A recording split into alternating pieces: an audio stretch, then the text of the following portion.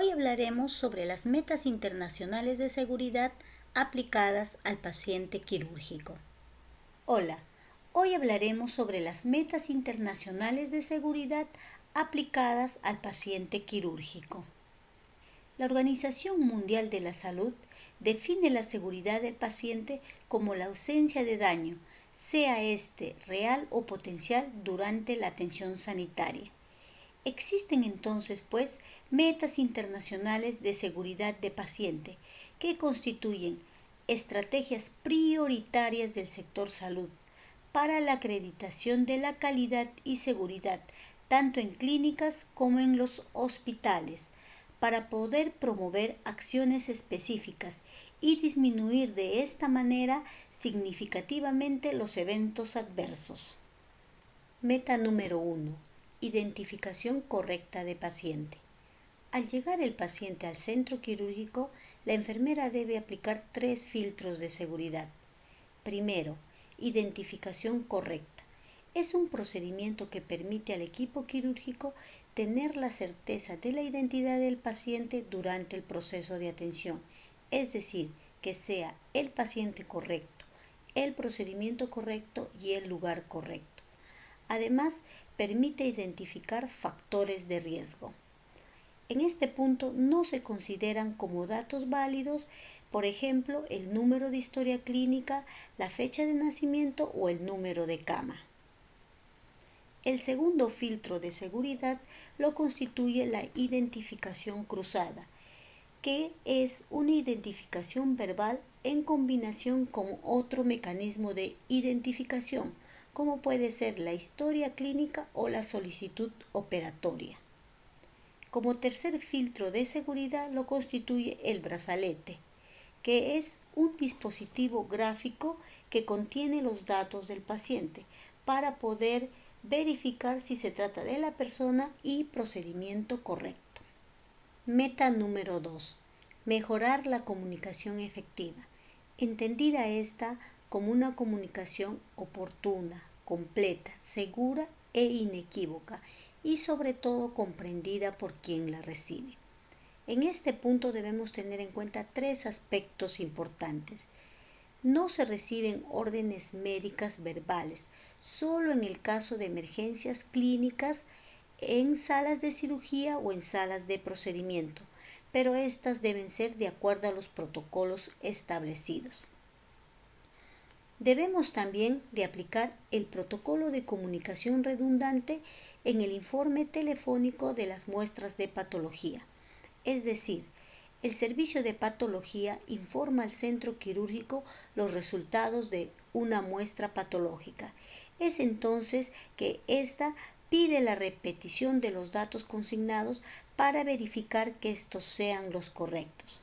Posterior a ello, se informa al cirujano los resultados emitidos por el área de patología y deben de ser además consignados en la historia clínica.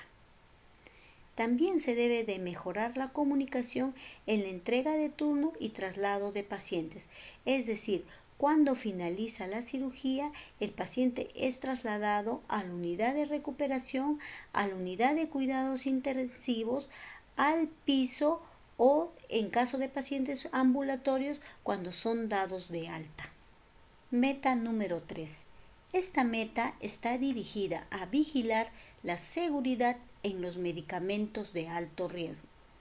Los medicamentos de alto riesgo son aquellos que, cuando se usan incorrectamente, presentan un riesgo bastante alto de causar daños graves o incluso la muerte a los pacientes.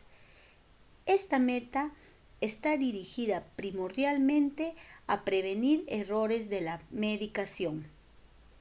Para ello, se deben de aplicar los 8 correctos. Además, los medicamentos deben encontrarse correctamente rotulados. En el caso de los electrolitos concentrados, estos se deben de almacenar diferenciados del resto de medicamentos, porque constituyen sustancias controladas, resguardadas, etiquetadas y clasificadas para su fácil identificación. Entre ellas tenemos el cloruro de potasio, el gluconato de calcio, el bicarbonato de sodio y el sulfato de magnesio. Meta número 4. Garantizar la cirugía en el paciente correcto, con el procedimiento correcto y en el lugar correcto. Para responder al segundo reto mundial por la seguridad del paciente, denominado la cirugía salvavidas, esta meta es considerado una prioridad de seguridad en todos los establecimientos de atención sanitaria, con la participación activa de todo el equipo quirúrgico, para poder de esta manera prevenir errores que involucren cirugías en el sitio incorrecto, con el procedimiento y el paciente incorrecto. Para ello, se debe de aplicar la lista de verificación de cirugía segura en sus 3 momentos o en sus 3 fases, es decir, a la entrada, antes de la inducción de la anestesia, en la pausa quirúrgica, antes de la incisión quirúrgica y a la salida, antes de que el paciente abandone el quirófano. Esta lista de verificación de cirugía segura es dirigida por la enfermera instrumentista 2 con participación de todo el equipo quirúrgico. Meta número 5. Reducir el riesgo de infecciones asociadas a la atención médica. Esta meta debe de dirigirse mediante un programa efectivo de lavado de manos, el cual debe difundir la técnica correcta de lavado de manos bajo los 5 momentos, es decir, antes del contacto directo con el paciente, antes de realizar una tarea aséptica, después del riesgo de exposición a fluidos corporales, después de tocar al paciente y después de entrar en contacto con el entorno del paciente. El lavado de manos puede ser médico o quirúrgico. En el caso del lavado de manos médico, se puede realizar con solución alcoholada y debe durar de 20 a 30 segundos. También se puede realizar con clorexidina al 2% y debe durar de 40 a 60 segundos.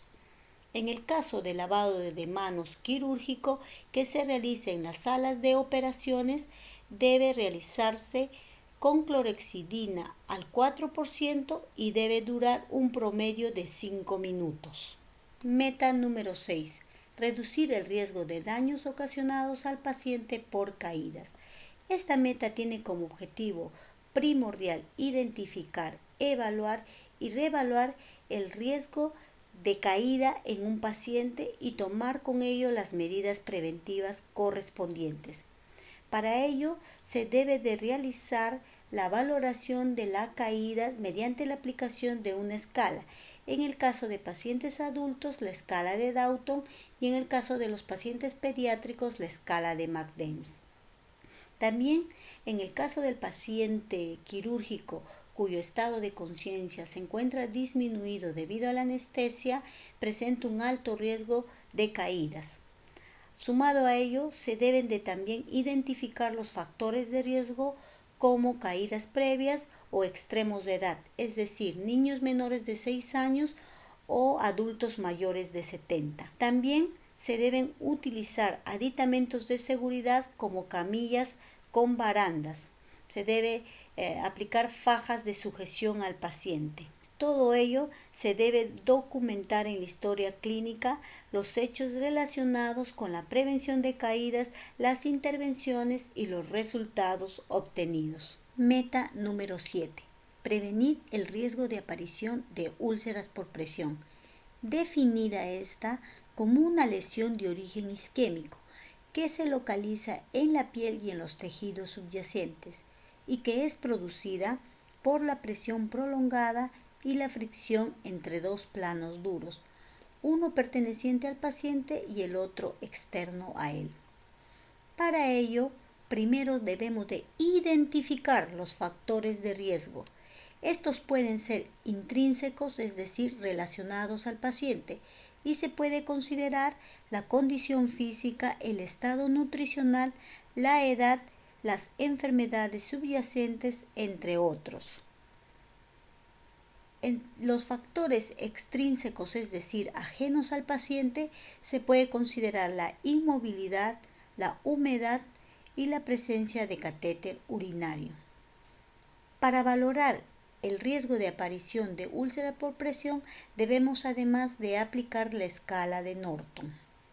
Debido a que el paciente va a permanecer inmovilizado durante la cirugía y va a tener un alto riesgo de aparición de UPP, debemos de aplicar entonces medidas preventivas.